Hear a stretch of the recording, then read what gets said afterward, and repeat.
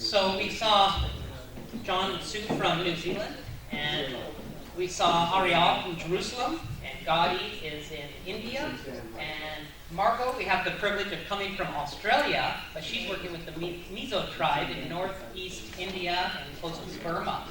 And so we thank you very much for coming this long way to be with us, Margot.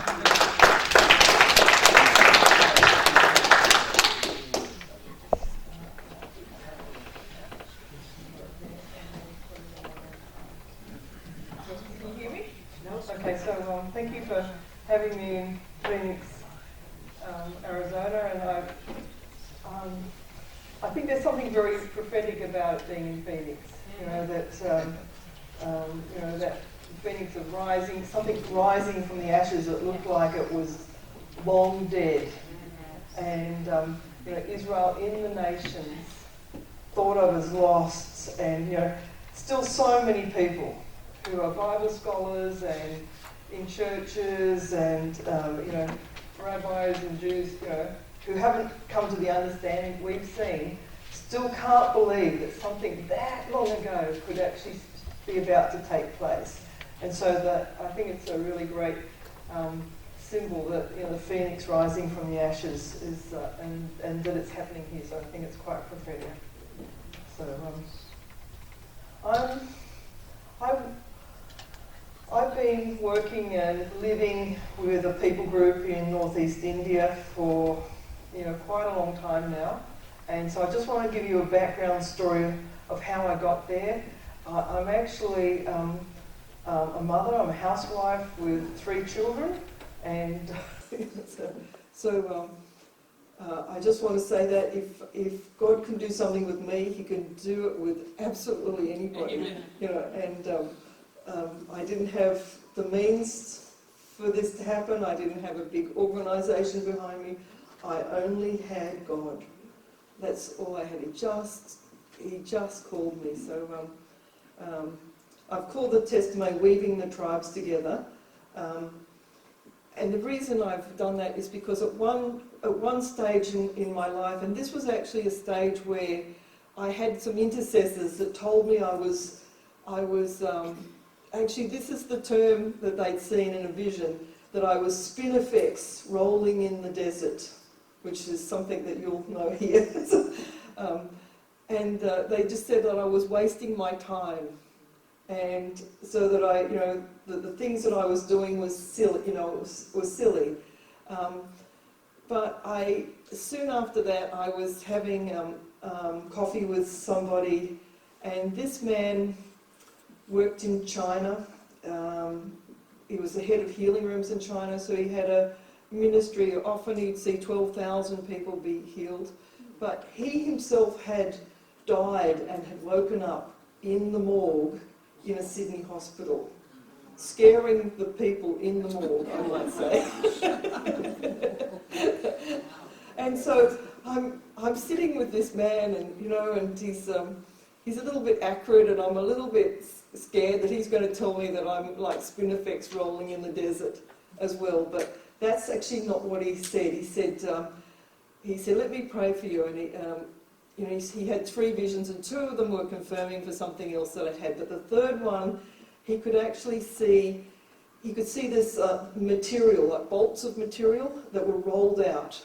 And there was a purple one, there was a green one, and there was a white one. And as he looked on the white one, he said there was an eagle embossed onto the white material. And as he looked on it, it lifted its wings and it came up out of the material. And as it did that, it turned into this giant menorah. And he said, and then these 2 giant hands came and grabbed the base of the menorah. And he looked at me and he said, "Margot, they're your hands." And he said, "And on the ends of your 10 fingers, there are 10 hand looms." And he cocked his head like this and he said, "And God says, you're weaving the tribes together. Do you know what that means?" And so that was really encouraging and confirming to me when I just had this big discouragement. So that's why I've called this, and you'll see a little bit why that's true. Okay, so I just want to go back 1995, God said to me to go to the Feast of Tabernacles, and our family were almost bankrupt. So I thought I'll save up as much money as we can, and so the following year, in 1996, we went. I went, and my husband let me go. I spent our entire annual income of our family going on a tour of Israel, and he let me, which was Good man. which was really amazing. And when I was there, it was just like I got a download from from heaven, like I had a university course put inside me. I was only there for 18 days, but suddenly I knew things I didn't know before, and I could see that the church was actually following the same patterns as the Northern King of Israel had. I sort of, that the church had actually changed the times from the feast days and from Shabbat to Sunday, and they changed the priesthood, and certainly the Catholic Church had, that there was always priests, and really the Protestant churches and even the Pentecostal churches, we always put the pastor up there, and he's sort of our intermediary, where we're actually all supposed to be a kingdom of priests, So we've changed what it's supposed to be today. We have idols that we worship today, same as Israel did back there, and we've actually changed the place of the focus of worship.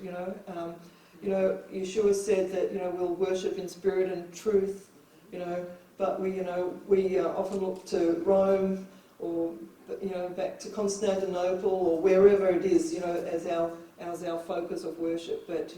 But so we're following the same pattern. So I could see that, and about that time, I read in a magazine, and it was called Exodus. I think it comes out of the UK, if somebody knows that.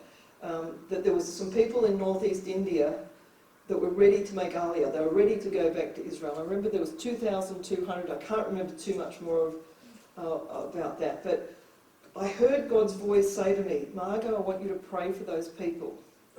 I'd like to say I did, but I actually didn't. And over the next 18 months, he asked me 6 times. And on the 6th time, I actually said, okay, in that tone. If he was going to keep nagging me, I was just going to go, I give up, I'll pray for these people. And so I did. I prayed for them, and I prayed for them nearly every day for the next 9 years. And this is what I prayed for. God, raise up the people of Mizoram and Manipur to be a highway of holiness across northern India into Pakistan and Afghanistan. I don't know why I prayed that, but that's what I did. I prayed that every day for 9 years. And and so during that time, it's like 9 years is a long time to be called to do something. And so you need some encouragement along the way, because you can just go, when is this going to happen? When is, I thought maybe God would do something in the year 2000, and that came and went, but in the year 2001, and this is just before 9/11, I was going to Israel with 5 other women. I really didn't know any of them, and I was going because I needed some companionship, and because 9/11 had happened, everybody in Australia had cancelled the tour for Sukkot that year, as they had at many places around the world. And so the 6 of us, and we went on all different aeroplanes. We didn't even really go as a group. We just arrived higgledy-piggledy at night into this place, and one of the girls couldn't even find the place, and she slept on some steps outside until the next morning. And when we got up the next morning, we all shared communion together. And it took 5.5 hours, and we were getting to know each other, and it was really lovely because we actually loved each other. We're still really close friends, from back here. God really solidified us together.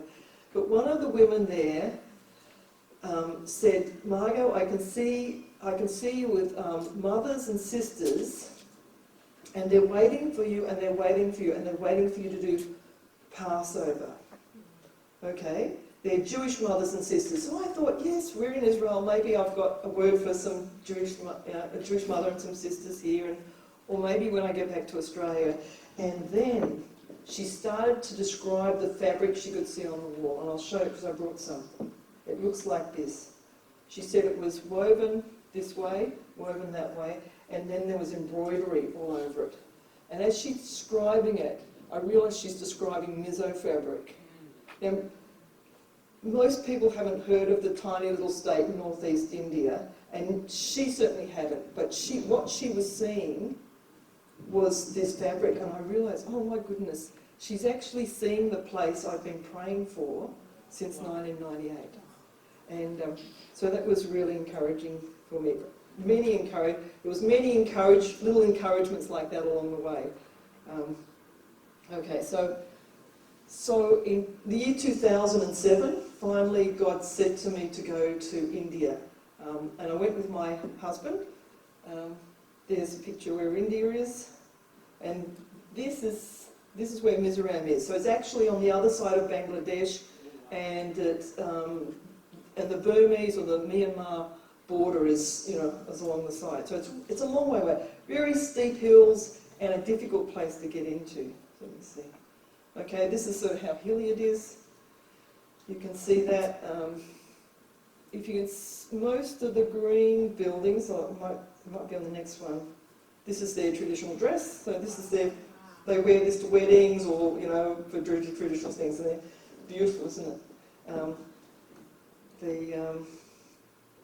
When I was going there, my intercessors, because I could only go for 10 days, they used to have a war there, so it was a war zone, and so they had all of these restrictions on. I could only go with 4 people, and I could only stay for 10 days, and so my intercessors said, because I had such a short window to do everything, they said to me, someone would meet me at the airport, and this is the man who saw me at the airport, but didn't say anything to me, but God actually brought it around and we actually met again. So even when we missed something, God just manages to bring it back again. This is one of their churches there. They have big drums and we all dance around the pole. That's me dancing around the pole. My husband's over there laughing at me somewhere. Yeah. So that man that I showed you in the picture, he said he would help me do the Passover, get some people to come, get some singers and stuff, and not only that, but he'd been to Israel, and when he was on a bus with other Mizos in Israel going to Rachel's tomb, the whole bus burst into tears. They started to cry, and he said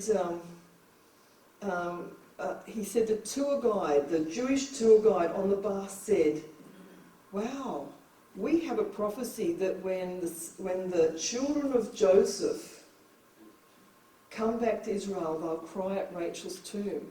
Now, nobody on the bus knew that. But when they got close to Rachel's tomb, they just burst into tears, the whole busload of them. It was really... Okay, so I'm really pleased I've met somebody who understands Israel when I got to Mizoram, and he knew the Jewish rabbi, Jewish anthropologist that come over and studied the Mizos with their Israelite identity, and so I was really, really, really pleased. And I drove past this building that said Jew and Gentile alike, and there was, so the next day my husband and I managed to make our way back to that, and some little old ladies just gave us their mobile phone. Do you call them mobiles or cell phones? Anyway. And suddenly we're speaking to this man who speaks perfect English. He says, I'm in the civil hospital in the men's ward. Can you come and visit me? So next morning I do, and no visiting hours in the morning, go figure. But by 3 o'clock in the afternoon, I'm actually there in the men's ward, and there's one man with all of these people around him and a woman with a video camera. And as I walk into the ward, the Holy Spirit says to me, the woman with the video camera is the mother in your friend's vision from 2001. So this is like 6.5 years later. And anyway, so I walk in and I speak to the man. He speaks very good English. He's in the bed, and he translates my testimony, which was an hour and a half testimony about all the things God had led me to this place, and then I excuse myself. I have to leave the hospital now, because I've got other things I've got to do. And this is what was reported to me later. After I left the hospital, the man turned to the elders and his wife, and he said, now I know everything I've been doing is from God, and I can go home now. And they said he just cried happy tears and he just passed away. And so when I did the Passover the next day, I said to everyone, where's all the people from that, from that congregation, the man who was in the hospital? And they said, didn't you get our message? That man died 20 minutes after you left him. So what happened next was, this is the Passover that I did. Okay, what happens next is I'm actually, in this at this funeral, like that, and when I arrived at the place where where the congregation was, the whole street was just full of people. The cars could only just go slowly past because there were so many people on the footpath, on the road, and when they saw me arrive, they grabbed me by the clothes, and they actually manhandled my husband and I upstairs, and they stood us in front of everyone and they said, encourage us, our leader has gone. Mm. And so I was just thrown into a ministry of these people, this congregation, just because of the timing. And there's some of the women there, and that's Fiona, that's his daughter, who's still a good friend of mine, and his wife on your left, his daughter and his aunt, yeah. And so there's my husband there with us, and so this lady here in the black, she was the one who came and told me the story because she was at the bedside when all of that happened. So she was a witness to all of those things. Okay. So let me tell you about the man who passed away. His name was, Hu means Mr. Lal Chun Himasilo. He was commissioned by Rabbi Jonathan Kahn from New Jersey. He was the head of Bet Israel in the Asia Pacific region. He was also the head of the Chinlung Israel People's Convention. He died on Wednesday the 4th of April 2007 at 5:30 in the afternoon, which is 3 p.m. Israel time, which is the time of the afternoon sacrifice. It was the 16th of Av, the day of first fruits, 3 p.m. Israel time. And his name loosely translates, God is salvation. Okay? So this is who he is. This is me with his wife. So 6 months later, because this had happened at Passover, I'm actually taking his wife and one of his daughters to Israel with me for Sukkot, which was a dream that she wanted to do with her husband, and so we did that. There's us at the Western Wall and Masada, and this is me with John Hulley, if anyone knows John Hulley. So, yeah. And Brendan Cook's an Indigenous man from Western Australia, I know as well. Okay. So back in Mizoram, these are some of the names you see everywhere: Mount Carmel, Israel this, kibbutz that, Moses, everything's sort of... Anyway, so after taking these women to Israel at the end of 2007 for Sukkot, I have to come back to...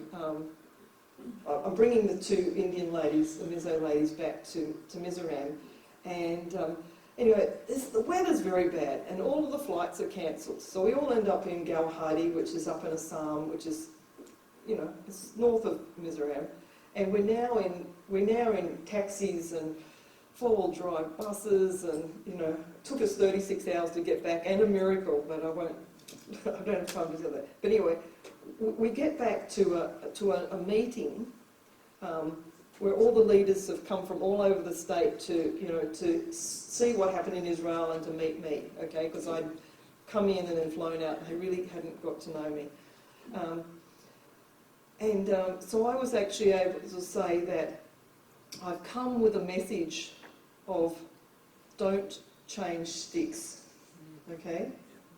And that was the message that I had. And what had happened just prior to me originally going as, and I don't even know quite if I'm going to the right place when I get there, whether I'm going to Mizoram or Manipur. There's 2 states that this happens in, and which city and whatever.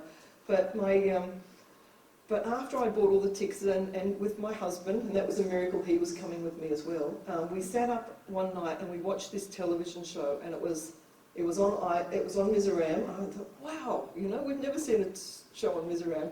It was on Aizawl, which was the city, and the 15-minute show was on the controversy of Christians in Aizawl converting to Judaism, which was what God had told me to go over there. Don't convert to Judaism, not because you're not Israel, but because you are. But you're of the stick of Joseph. You're of the stick of Ephraim. Don't become something else. Stay what you're supposed to be. And that was my message. And so later that year, I was able to go over to the most at-risk group and tell them, don't change sticks.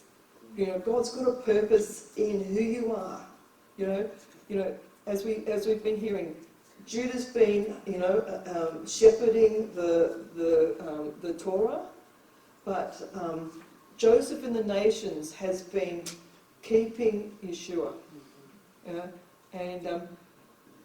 And so I was able to talk to them, and because of the circumstances, the way I'd come, I was the last person to walk in and see their leader, and they just felt like God had sent me there, and I became so involved with all of it. I had the authority to tell them, don't change sticks. This is what God wants to do. So, which has opened up a huge ministry there.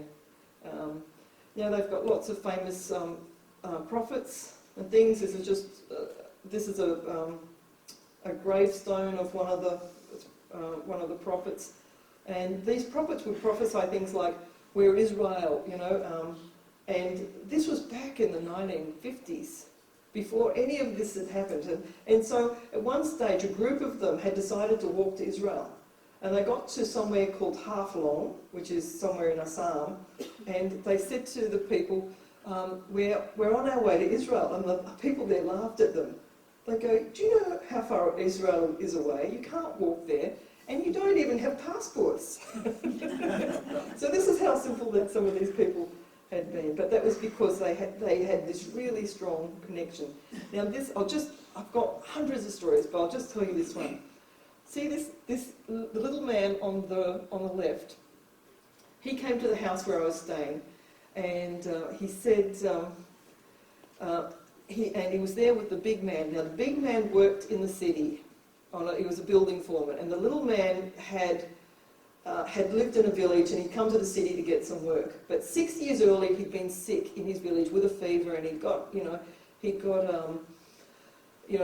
so he's lying on the floor, and he said, an angel came and picked him up and took him around the world to the Temple Mount. And then when he got to the Temple Mount, the angel said to him, and I want you to know that your people are Israel. And then he said, and then he took him back around the world into his little hut again and put him back on the floor. And he said, and I want you to tell this, what's just happened to you, to a man called L.N. Twanga. Okay? So he had no idea who that man was. 6 years later, he's in the city telling this big man the story. The big man goes, I know who L.N. Twanga is. By the way, I'm staying at the house of L.N. Twanga. Okay? His wife is the Israel Mizo researcher. Okay? So it's not L.N. Twanga, it's L.N. Twanga's wife he needs to meet. So there's just hundreds of stories I've got like this. Okay? This is the village of the famous prophet. Villages will often have these things. And when I saw it, I just thought of Deuteronomy 33:17. His honour is the firstlings of the ox, and his horns are the horns of a reem. And by them people he doth push to the ends of the earth. And they are the myriads of Ephraim, and they are the thousands of Manasseh. And so when I saw that, that scripture came to me. I'm not really sure why they do it. Now this is me with the Ms. Israel identity researcher. Her name's P means Mrs. So Zai Thang Chuni is her name. And when I was just going home after 4 months in 2009, I sat down with her and I said, look, we must talk. God had thrown me into a healing ministry, and so every day I've been out healing all over the city, and they always took a long time because it wasn't one person, it was the neighbourhood, So you'd arrive at somebody's house to pray for them, and then everybody, from the neighbourhood would be there, and it'd be hours, And so she was trying to publish her book in English. So she'd been out, I'd been out. So we hadn't talked. So I said, look, I'm going home tomorrow, let's sit down today and talk. And so she gave me her testimony. And as she's giving me her testimony, she's telling me that she wrote an article, and she gave it to Richard Wombront. Does anyone who know that? Yep. So he was in the city for the 100th anniversary of the missionaries arriving in 1994, and so she walked to the place. There's tens of thousands of people at this place, and Richard Wombront decides he's going to walk the perimeter of the big crowd, and she's just somewhere near it. So she jumps over to Richard and she gives him this piece of paper she's written, this little article about, the people from this area ready to make Aliyah, to go to Israel. Anyway, so he's put it in his pocket, he's taken it back to the US, he's published it in his magazine called The Voice of the Martyrs. Exit Bus magazine picked it up 3 years later, republished it. This was the magazine article I had read, which was what God had spoken to me about. Can I pray for these people? So I'd been living at the author's house for 4 months without knowing she was the author of the thing that would happen 12 years earlier now. And, so it's just stunning. So let me talk to you a little bit about the Mizos. They exhibited Jewish characteristics 400 years ago, and the British government, the Indian army had documented that. And they became 100% Christian within 5 decades of the Welsh missionaries arriving. So by 1944, 100% of these people had become Christian. They are the highest missionary sending group in the world per head of population. When I was back there, I probably wrote this back in 2009, over 70%, and most of the old people believed that they were descendants from the tribe of Manasseh, okay? And they were already part of the olive tree of Israel through Messiah. Without knowing who they are, God had already gone ahead and found them, but now he was waking. Now he was just starting to wake people up to the Israeliteness of who they were. Okay, so about 2014, God's just started to expand, because I'd been going to these people and I'd been helping them and doing whatever God asked me to do for some time, and now He started to expand my vision because I took the Pisai Tangchuni to Thailand, and we were able to find, let me just tell the backstory. So she'd gone to Israel, and she's Rabbi Abakale. She'd actually met him back in the 1980s, and he'd actually asked her to go and research the people in Mizoram. And she was a high school headmistress, so she was quite smart, and she was also the highest earning person at the time because she was an insurance saleswoman. So she'd got, and as part of her job, she used to have to go to village to village to village selling insurance. I don't know why they buy insurance, but they all did. And so she was a good salesperson. And so she was famous for being this, really successful businesswoman. And so she had gone back to Mizoram, and just because she had to go to the villages, at night she would sit down with all the people, 85, some of them up to 104, and this is 1980s, and she would say, tell me what your grandparents and your parents used to say. And she said, consistently, they all said, our parents said we were sons of Manasseh. And they would have this, whenever they went from village to village, they would make this proclamation, make way, the sons of Manasseh are coming through. And so they had all these things that they had said. And of course, when Christianity came, a lot of that just got lost. It was it was like, they didn't need to keep that anymore. But the old people had remembered it, so she actually wrote it down, and so that's why she became the researcher.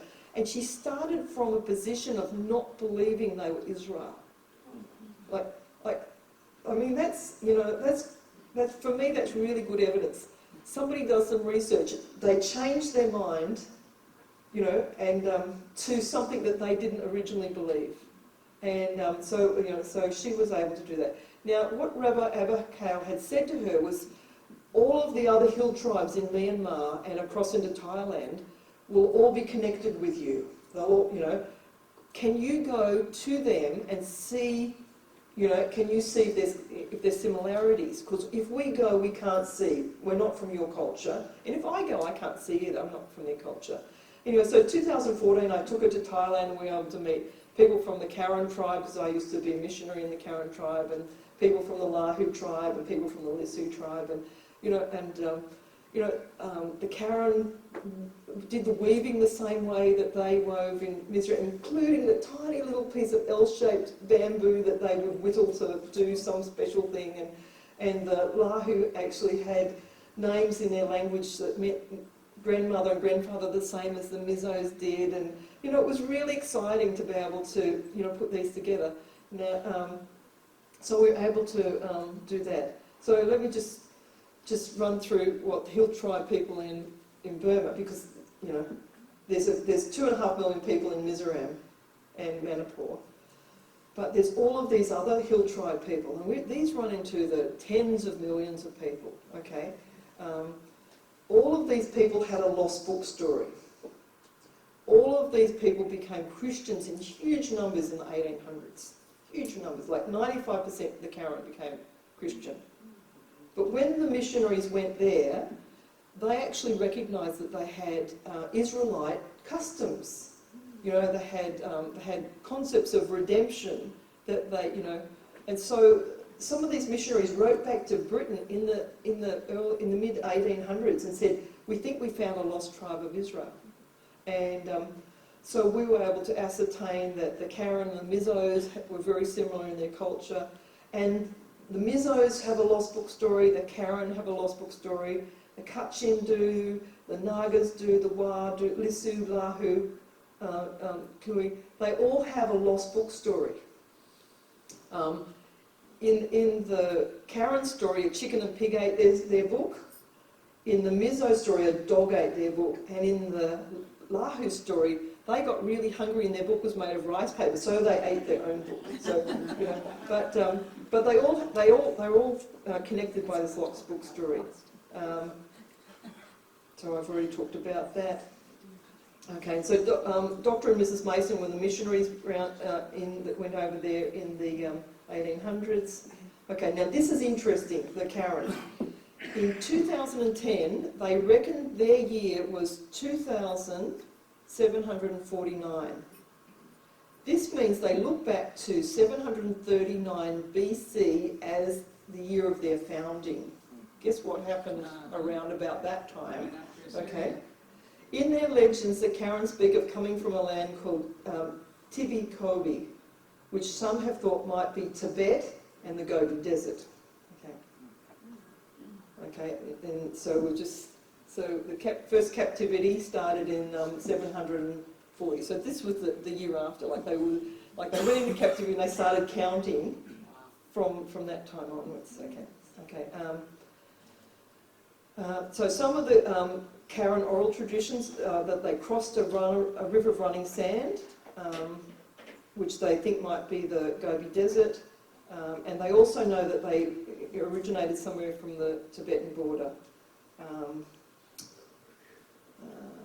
So they crossed the Gobi Desert into China, and then they gradually made their way into the mountainous areas of Burma. Okay, so this is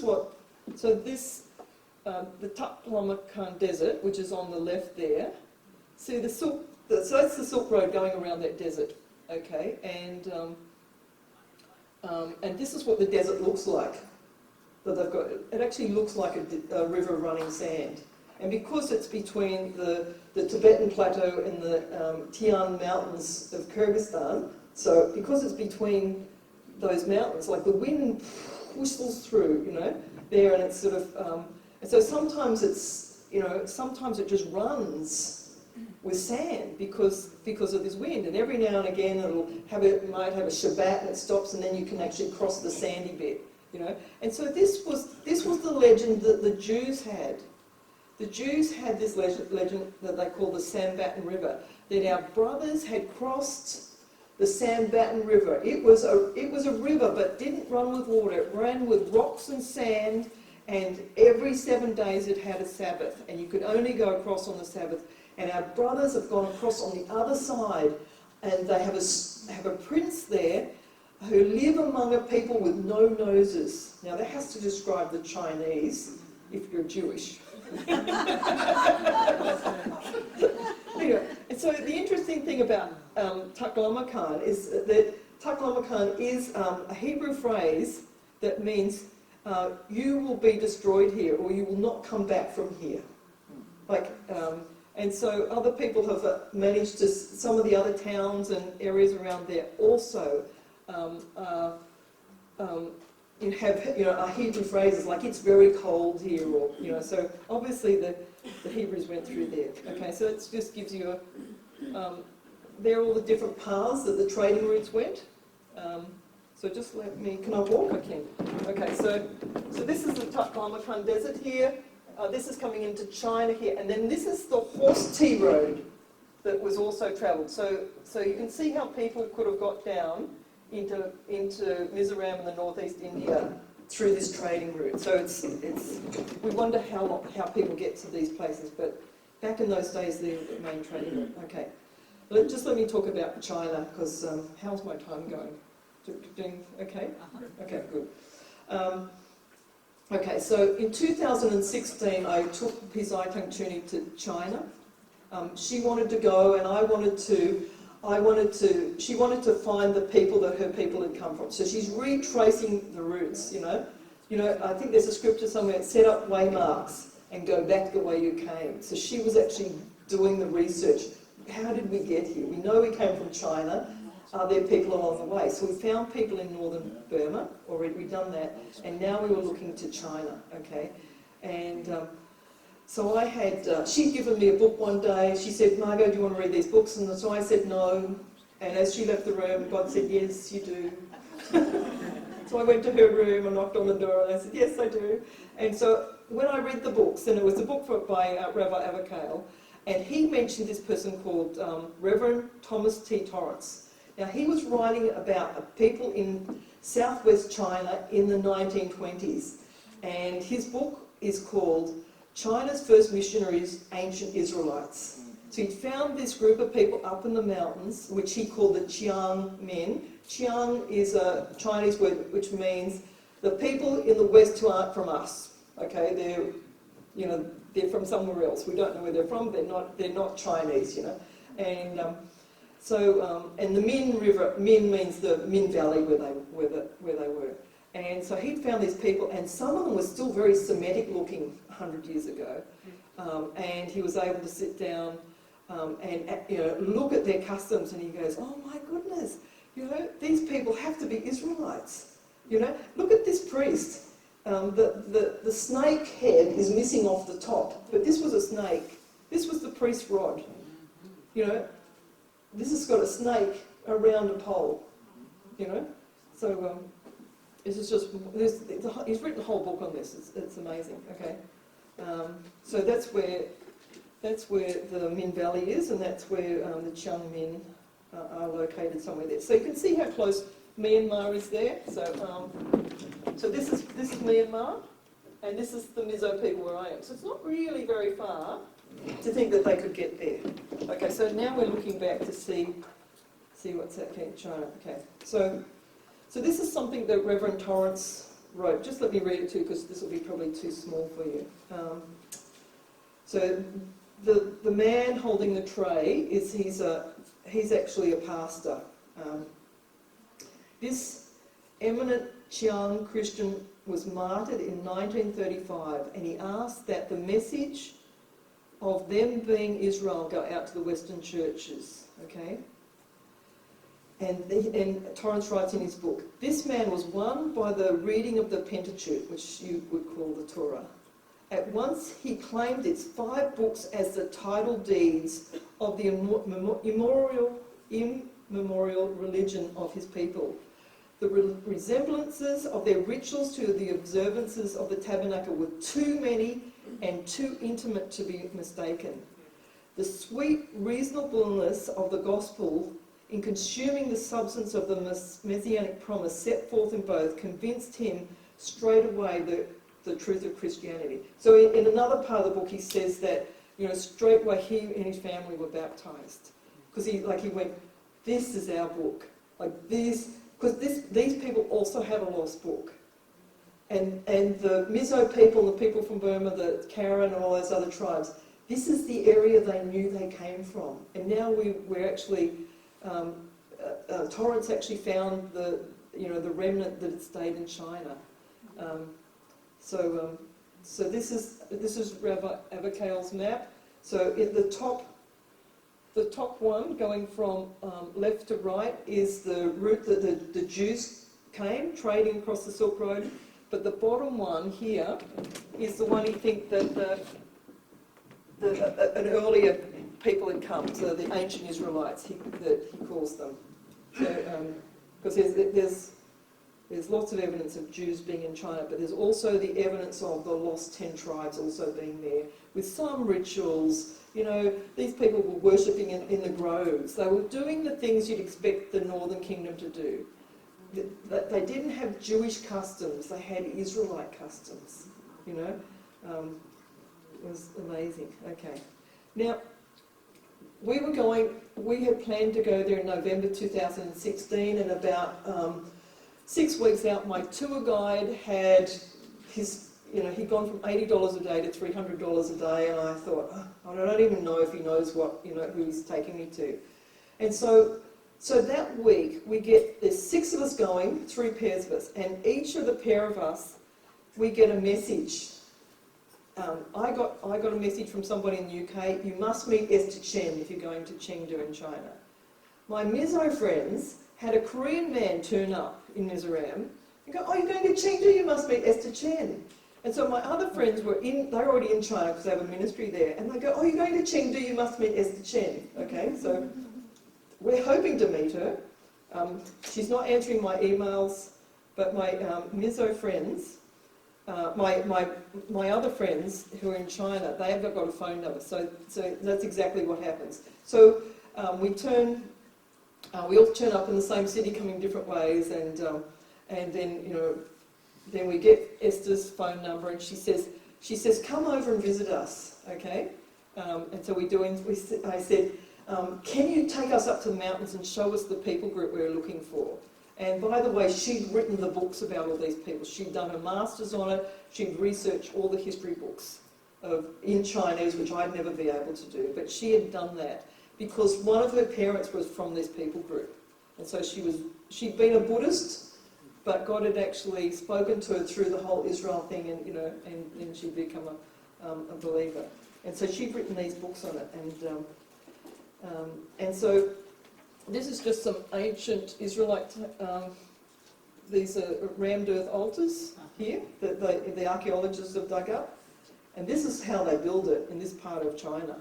Look at that. You know, like everything's got horns on it. And it was incredible when we got there, and she was able to show us things like they call themselves sons of sheep, so sheep were plastered everywhere. There was effigies of sheep on the outside of walls, except for one village where there was goats on the outside of the walls. And we had some Israeli backpackers we picked up at a bed and breakfast place, and the Israeli saying, why is this place called what it is? You know, and she said, oh, I don't know. She says, because there's goats everywhere. Guess what the village was called? Gedi. So we walked up the hills, and there's a sign. This street was called Yahweh. Like, you know, like there was just all of these things that were still there from, you know, like the Karen, the name for the one true God, or the creator God for the Karen is Yua. Like some of these names are still there amongst these people. It's amazing. Okay, so this is this village here is called Talpi. It went through the 2008 earthquake, that's dry rock construction. It didn't fall down. This is probably the 1,000th time since they built this, because this is 2,100 years old. This village, it's just incredible. It's been through major earthquakes, and it doesn't fall down. It's with dry rocks. Like that, there was a construction that they knew how to do this. Now, so it looks like towers that have been found in Jordan. Like it looks very Israelite. All the houses are connected to one another, and they've got. This is really interesting. They actually found a waterway on the other side of the mountain, and they dug a tunnel through the mountain so the water runs under all the houses. There's a trapdoor in the floor, and it's just got this clean. Okay, so we got 10 minutes to go. Okay. Anyway, so I said to Esther, I said. So Esther said to me, I can only give you 2 days because I've got a 3-day conference coming up. And she said, by the way, would you like to come? And I said, what's the conference on? And she says, oh, the conference is on the lost tribes of Israel and China. Like the 6 of us had managed to just turn up when this time, okay. And so people from all over China came, including the man I'd been searching for, okay. And this is him on the left, Mr. Hu. And this is my friend, Pisai Tangchuni. And he was upset because he couldn't get his visa to go to India to meet the Mizzos. And we're giving a testimony time. And I said, Mr. Hu, I said, if you come to Mizoram, everybody said there's one person you should meet, and that's the lady sitting next to me right now. So tears and dancing around the room and everything like that. So anyway, so this is the question I asked Esther at the end of all of this. I said, how many Israelites do you think are in China? Because this is the lady who would know. She's done the research, she's read all the old books. And she said 5 million people in the hills. Okay? And I said, assimilated into the wider population? Oh, Margot, that's a very big number. I can't answer that. We're looking at hundreds of millions of people who are descendant of Israel in China alone. There's the Christians in China that love Israel, I can't tell you how many there are. It's a huge movement over there. Okay, let me, my guys are going to come up in a second. So this last August, I'm in Hyderabad in India, meeting a man called Dr. Praveen. Okay, now so I said to him, and I was told this man would know the answer how many Israelites are in India. So he doesn't answer my question. And so he says, let me tell you my story. He says, my grandfather shot a British missionary. As he was dying, he pointed at my grandfather and said, God will raise up someone greater than me in your 3rd generation. And so this was the man who's standing in front of me, Dr. Praveen. And so he'd spent, because the grandfather tried to kill him. So he actually ended up somewhere, and then they ended up in ashram under a Hindu master between the ages of 4 and 15, and he said he read between 5 to 7 books a week. Now, this guy's done the research as well. He's read every book, Indian book, Hindu book, okay? And this is what he said to me. He said he read about a person in one of these books when he was 15 years old called Yeshua HaMashiach. And he said to the Hindu master, he says, I don't understand who this person is. He doesn't fit into the pantheon of avatars. He said, and the Hindu master said to him, close your books and get out. And he got chucked out. Okay, so he said to me, I still didn't know the answer, so I know I'm doing what I know to do, which is sit in a cave, fast and pray and meditate till I get the answer. And he said after 7 days of not eating or drinking, he said a light being turned up in the cave. He said he could see it through his eyelids. And then he prostrated himself in front of this being, and then he said there was holes in the feet of this. And he said the only thing I knew was this was the same person that the statues on the outside of Catholic churches. And he said, and then, it's a longer story, so I won't go. But then he said this being picked him up and hugged him and kissed him. This boy hasn't had a mother. This hasn't had parents since he was born. They tried to kill him when he was a baby. And so Yeshua has turned up and hugged and kissed him, and he said to me, "I've never been the same since." So I said, so later in the day, I said, "So I think, Dr. Praveen, there might be 500 million Israelites in India," because I've done quite a bit of research in that. And he leans over to me, he says, "Margot, your estimate's too low." Okay, so I just wanted to give you the numbers there. Okay, so later in October, I'm doing a tour of India. I didn't talk about Kashmir, but God opened a huge door. Kashmir, it's all Muslim. They know they're Israelites, and the university there is doing a conference on the migration through Central Asia with a special focus on Israel. And they asked me to get the speakers for them. I mean, I don't have a degree. I'm a mother of 3 in a funny little country town in Australia. But God just opened up this huge door for me. And so here's a little 2-minute blurb, and then I'm going to get my friends who are from Kazakhstan up now to talk. So, have you got a microphone?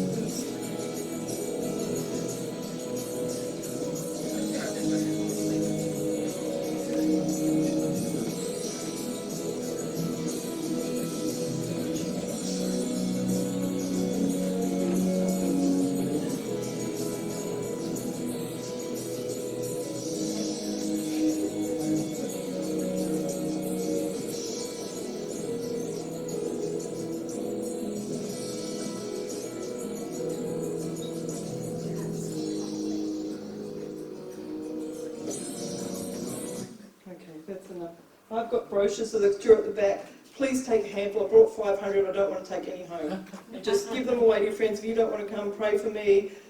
Give them away to whoever you think. Send them to people. I really appreciate that. But I'd love 30 people to come with me. So, okay. So this is where Kyrgyzstan is, and these are my friends who are going to tell their amazing story. So, yeah.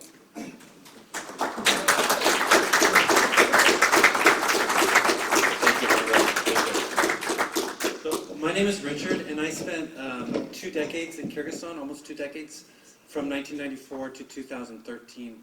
And before I went there, when I was in college, I was praying one time at nighttime.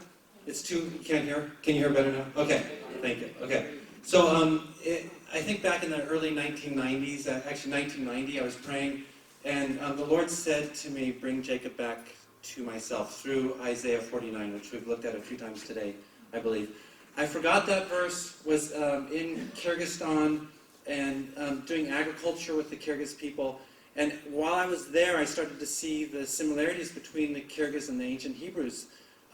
The way they would cut the sheep, and even some of the ways they would farm, some of the lifestyles, the culture. And I started to make a list of the similarities. At first, there were about 20 similarities that I listed, and I thought, okay, they're both nomadic. Abraham, Isaac, and Jacob were nomadic. The Kyrgyz were nomadic, and I didn't think too much about it, but I liked the similarities. But then my list of similarities grew and grew to 30, 50, and 70. By the time I got to 70, I was at the place where I said, God, there had to have been a connection sometime between the Kyrgyz and the ancient Hebrews. And one of the similarities that I saw was that the Kyrgyz will eat everything when they kill a sheep. Everything. I mean, you can't digest it. Sorry about that. But you have to drink, you really literally have to drink vodka to digest some of the parts of the sheep that you eat. The brain, the inner ear, the top of the palate, even the nasal passages we eat. But there's one part of the sheep that they don't eat. It's the tendon on the hip. Huge sign. And when Jacob wrestled with the angel touched Jacob on the hip. and it says, for this reason, the children of Israel don't eat the tendon on the hip to this day. And the Kyrgyz didn't do that. And so by the time my list got to 70, I was seeing things that were obviously not archetypes from Carl Jung, and that sort of theory was out the door for me. I was praying, God, where did this come from? Where are these similarities? I went back to Genesis and Exodus, and I was looking for the similarities in the Bible for some sort of connection point, and I couldn't find anything. And then one time I was up in the mountains in a yurt, drinking fermented horse milk, and I was listening to the story of the great Kyrgyz hero, the father of the tribe, of the nation, and his name's Manasseh. And as I listened to the story of Manasseh, I heard the story of David inside the legend. The shepherd boy killed a giant and became king. His best friend was the son of the bad king. And so I kind of saw that. I saw the story of Moses, the Exodus, when Manasseh came down from Siberia, not from Egypt, but when he came down from Siberia to modern-day Kyrgyzstan, he came with 600,000 soldiers, just like Moses in the Torah, 600,000 soldiers. So, and the strength of Samson and some other stories. So I felt like I was reading kind of a polluted version of the Bible, honestly, or listening to it. And then the storyteller stopped and he said to me, do you know the name of Manasseh's father? And I said, no. And he leaned forward with big eyes and said, Jacob. And when he said Jacob, my whole, in a sense, destiny, calling, I remembered the verse to bring Jacob back to God, and my whole destiny just kind of converged at that point. Nazira is a friend of my wife and mine from Kyrgyzstan, and she has her own story that was quite separate from mine, but you'll see how the two come together.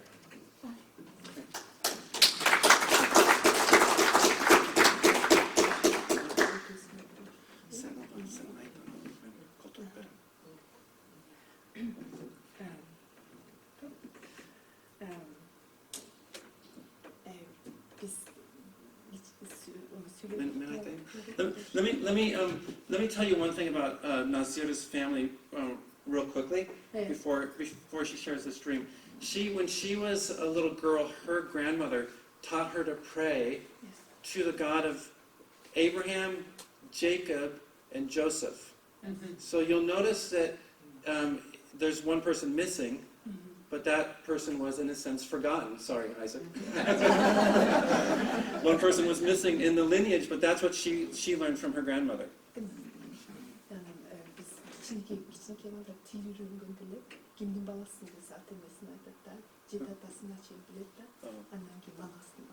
Okay, so when she says when you're a little child, you learn your 7 fathers, like the 7 great-grandfathers, and then you learn that when somebody says to you, whose child are you? You say, we're the child of Manasseh. Again, the hero, the father, who was Manasseh, the son of Jacob, right?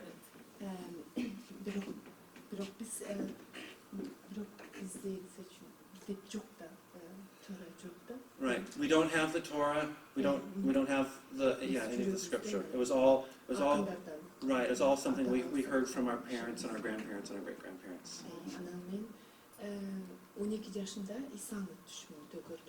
So when I was 12 years old, I saw Jesus in a dream, she says. And she said, I love your father.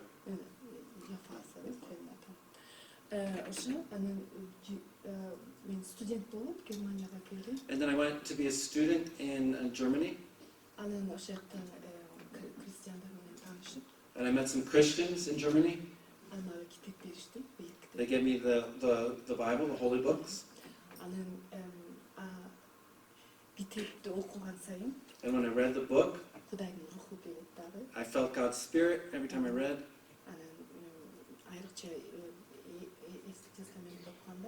And especially when I was reading the Torah and the Tanakh.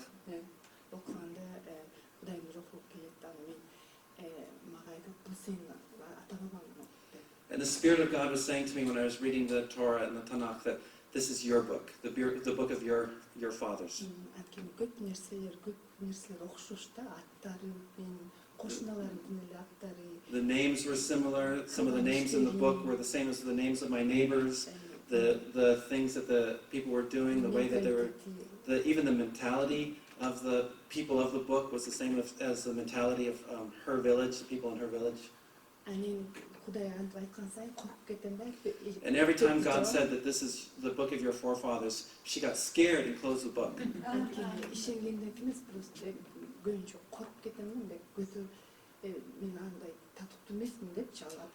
She got scared because she felt like she wasn't worthy. Just, this is a holy book and I'm not worthy to be a part of this. Ошентип жүргөн учурда мен университетке бир еврей кыз келди, Рита Островская деген. And then there was a Jewish girl at my university who came to me. Анан экөөбүз мен сени сен мага бир нерсе үйрөтөсүң деп деди да. And she wanted to learn something from Nasira. Мен сага сүрөт тартканды үйрөтөйүн, фотографияны үйрөтөйүн деп аны Okay, and Nasira wanted to learn photography from her. Анан мени карап туруп эле сен Израилдин жоголгон тукуму болушуң керек. And then this Jewish friend of hers looked at her and said, "You've got to be a descendant of Israel." Бул 2000 жылдарда. This is about the year 2000. Анан мен айтам, сен антип айтпа, ал шайтан азгырылдап окшойт. And then Nasira said to her, "Don't say that to me. You're trying to deceive me, or Satan's trying to deceive me through you. So don't say that to me anymore."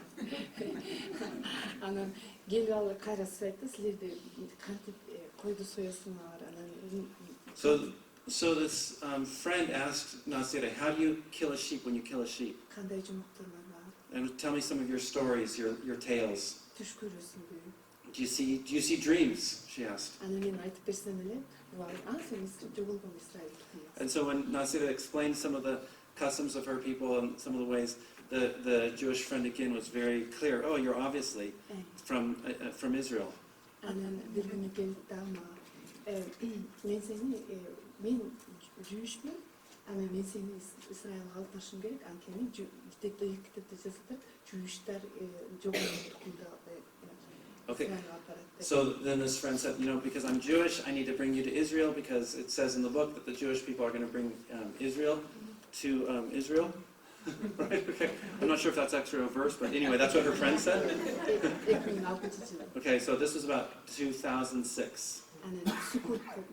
So we went to Sukkot, and the friend bought her a ticket to Israel. Жок, мен барбайм аяка, анткени мен корком да, ушунчалык риск. So Nazira, really out of respect, said, "No, I'm not going to go," and she was afraid to go. She was afraid to find this out.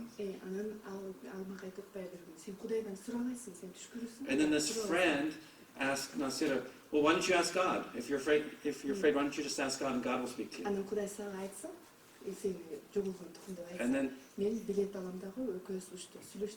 And then this friend said, "If God tells you that you're from the lost tribes of Israel, then I'm going to get you a ticket and we're going to go. So just go ask God."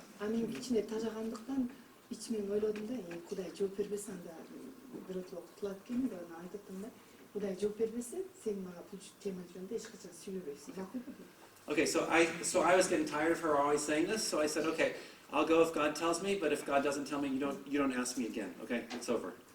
So. And that very night I saw a dream.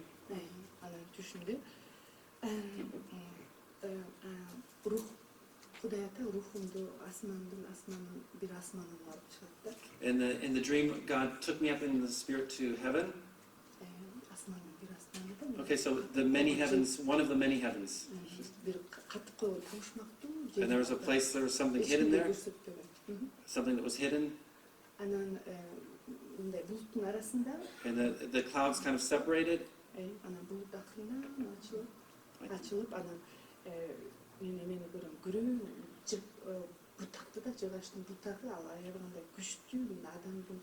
Сөйгүнүндө жасалгандай,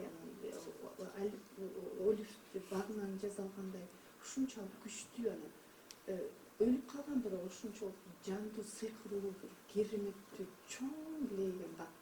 So I saw this huge, beautiful, but dead branch that was made out of olive tree, but it also looked like it had human bone in it, and kind of gnarled and twisted, but a beautiful old dead branch.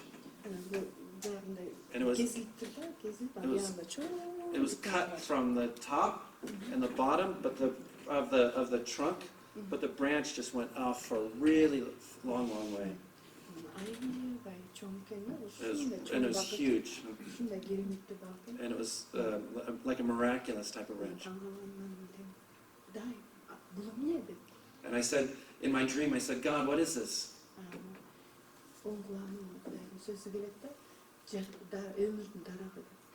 And from my right side, I heard God say to me, it's the tree of life, from the tree of life.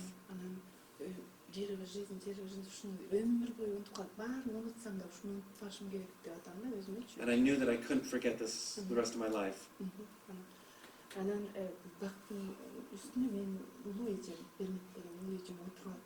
And then I saw my oldest sister sitting on top of the branch. And then there were 7 Kyrgyz ladies that were on the branch also.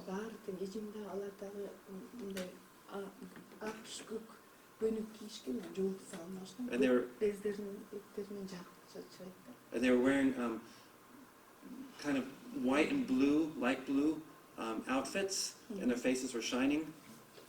And they had okay, and they had like scarves on their head.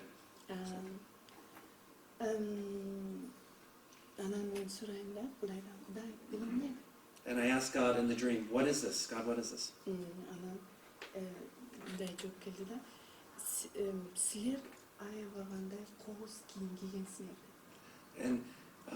And God said, since ancient times you've worn beautiful clothes. Colors? Okay, beautiful colors, many colors. Colorful clothes. Sorry, beautiful colorful clothes. But,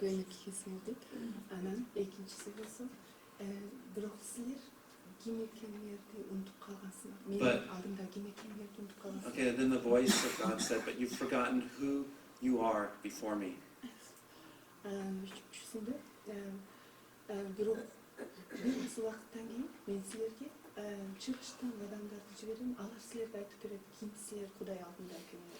And then she said, soon I'll send someone from the west who will come and tell you who you are. From God.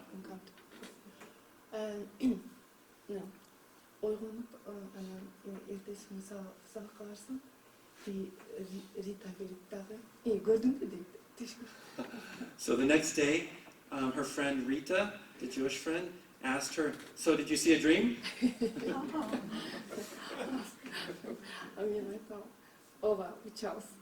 And Nasira said to Rita, yes, we're going to Israel.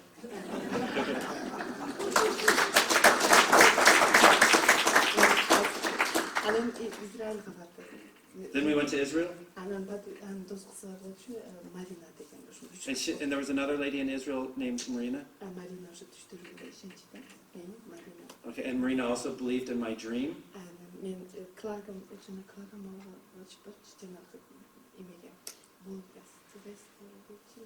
Festival. Oh, we went to the Wailing Wall, and I just cried when I was there. And we went to the synagogues and we told them about the Kyrgyz being lost tribes.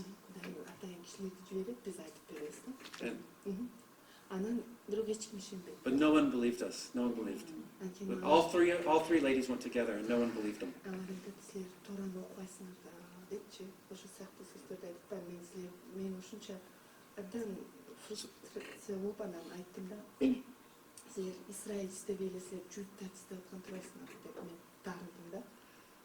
So, sorry.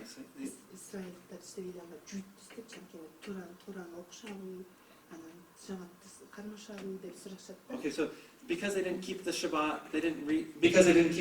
and they didn't read the Torah, many of the people that they talked to didn't believe them. They were looking for Judah and not for Israel.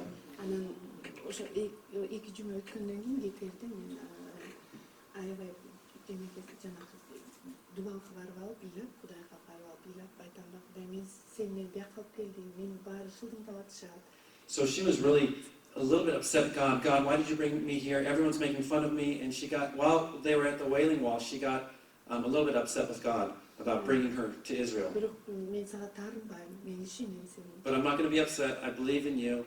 Ана мен ушул кетер. And then they were getting ready to leave Israel without anyone believing in them. Ошо күнү Иерусалимде түнүп, Иерусалимде түш көрөм да. And then the last night that they were in Jerusalem, she had another dream.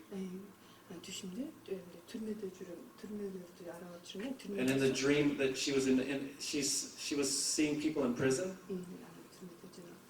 There were different cages or different rooms. And on every door there was a name written.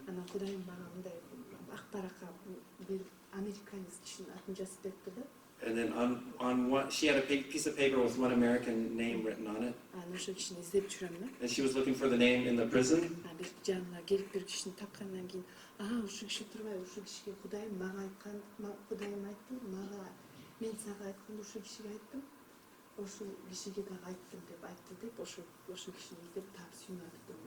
So then she found the person in the prison, and she knew that person was going to believe her, or yeah. This is the name of the person that God said was going to tell her people about about who they are.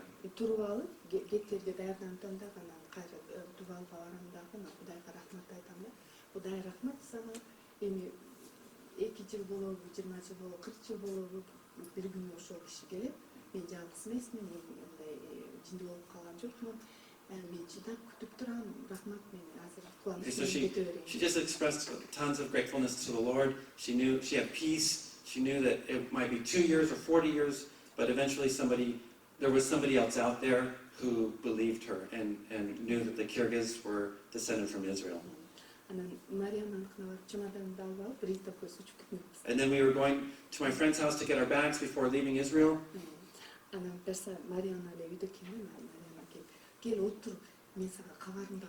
And when I got to my friend's house, my friend said, "You've got to sit down. I've got some information for you."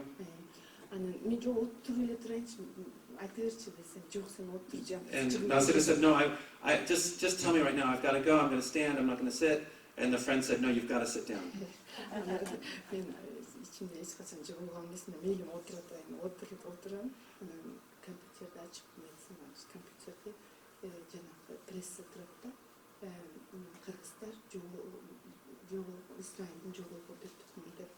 So I sat down, and my friend opened up the computer and showed me an article that said the Kyrgyz are from the lost tribes of Israel. And the synagogues sent the article to this friend. And my name was written. Richard Hewitt was written at the bottom of the article.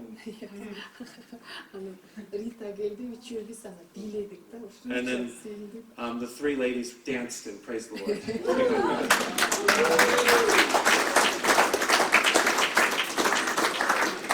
So, thank you.